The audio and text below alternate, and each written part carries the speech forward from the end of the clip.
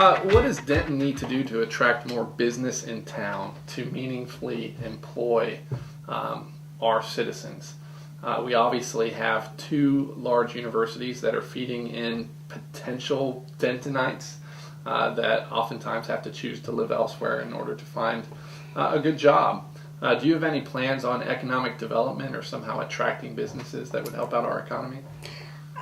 I think that we have been unsuccessful in diversifying our tax base, and I suspect that that probably has something to do with, if you go back several decades, you will find that city government has been dominated by individuals who I really don't believe understand money or business, and I think that that's, or possibly that they didn't want their power base to be diluted. So I think the best thing to do is to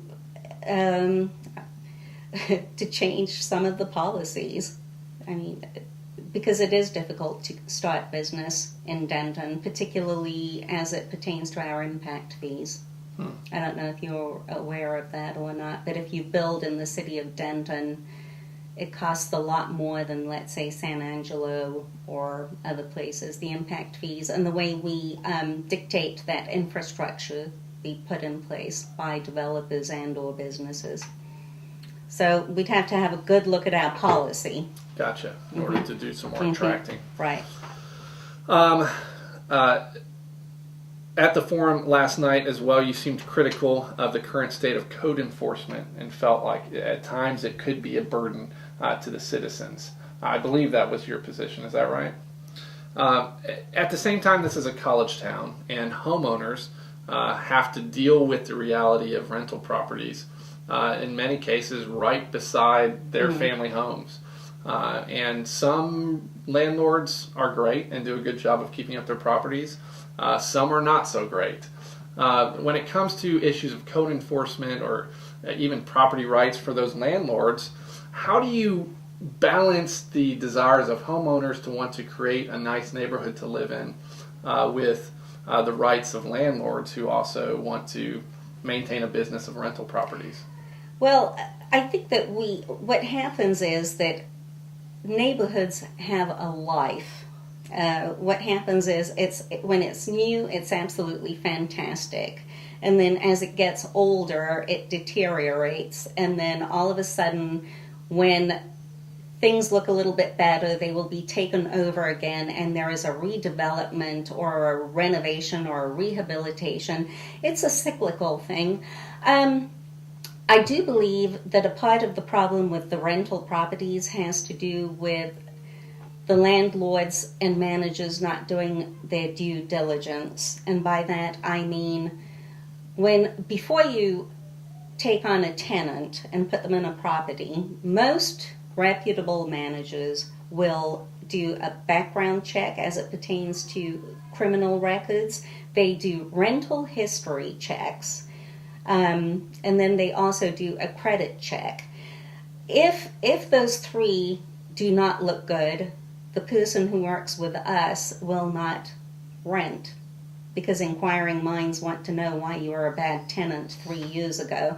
So I think a lot of it has to do with a lot of people abdicating their responsibilities, whether they're the landlord, the manager, or the student, the tenant. Yeah.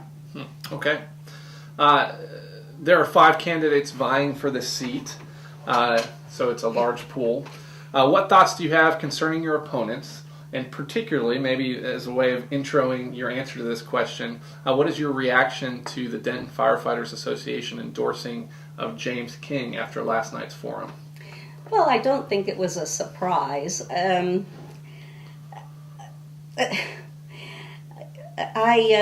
have a great regard and respect for firefighters.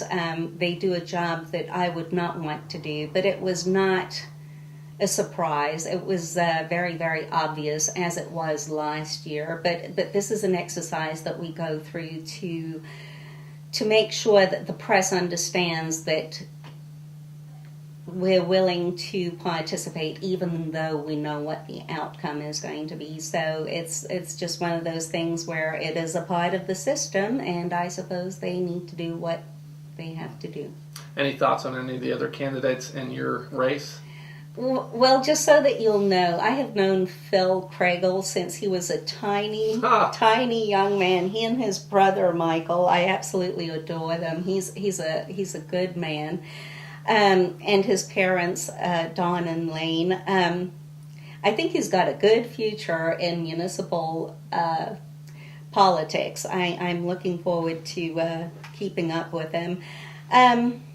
Let's see, and Mr. Mark, I understood his position as well. He was not as forceful as he could have been. Mr. King, I don't know where we're going with that, but okay. I wish him well. Yeah, okay.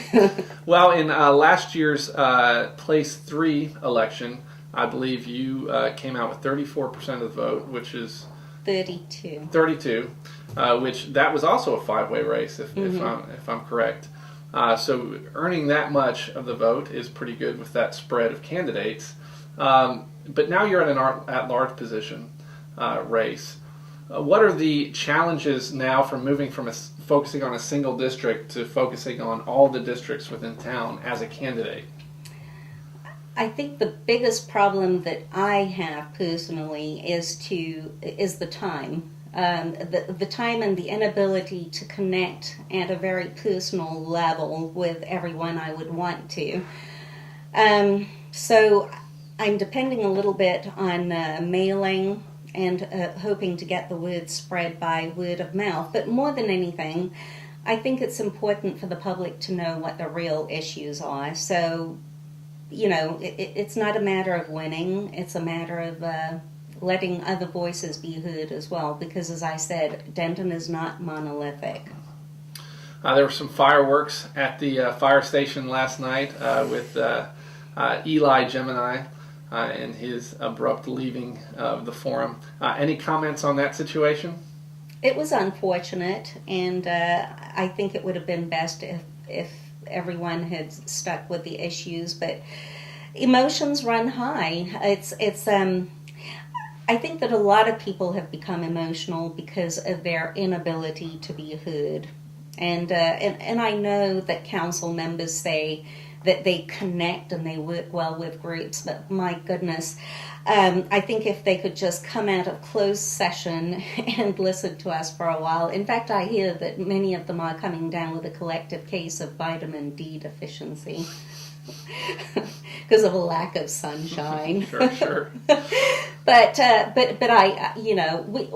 and if you go back to last year, the campaign literature had a lot of stuff about open and collaborative government, and I'm still waiting for them to deliver. Because I think if we did have open and collaborative government, instead of just being, pretty political rhetoric, I think that we would not see the frustration that we do. Or perhaps at least a better explanation of the need to go in closed-door session. Well, there are needs. There are times when you must have closed session, but I think the amount of privacy that they need to discuss public business is unsettling. Finally, my last question to you is, what do you love about Denton? I love the people. Because without the people, you don't really have a city. And honestly, I've lived in a lot of huge cities. I've lived in London, I've lived in Istanbul, I've lived in smaller cities. Denton is absolutely beautiful, and I don't mean the physical aspect. Yes, it is very pretty, but I think what makes it especially wonderful are the people. Great. And that's why we need to take care of them. Yes. Well, thank you very much. Thank you. The election will be on May 8th.